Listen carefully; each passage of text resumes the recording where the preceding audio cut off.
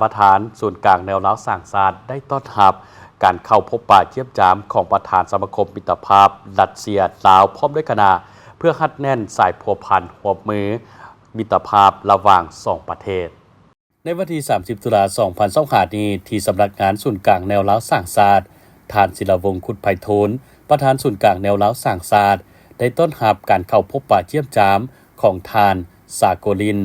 วาลาดิเมียร์เลโอนีโดวิดประธานสมาคมมิตรภาพรัสเซียลาวพร้อมด้วยคณะอย่างอบอุ่น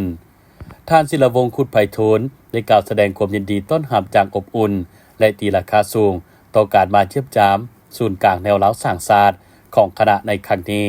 และท่านยังได้กล่าวแสดงความขอบใจต่อกับสมาคมมิตรภาพรัสเซียลาวซึ่งได้ประกอบส่วนเข้าในการหัดแน่นสายพัวพันร่วมมือมิตรภาพ2ประเทศให้ลึกซึ้งและกว้างขวางเป็นก้าวพร้อมกันนี้ท่านยังได้ประดับเรียนการระลึก70 ปี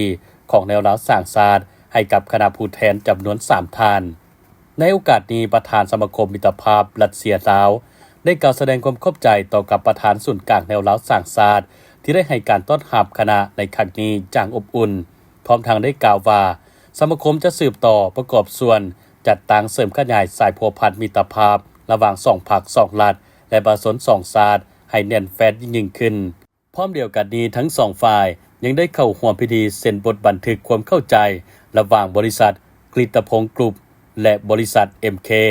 ซึ่งบทบันทึกการร่วมมือครั้งนี้แม้นเริ่มจัดตั้งปฏิบัติแต่ปี 2025 2028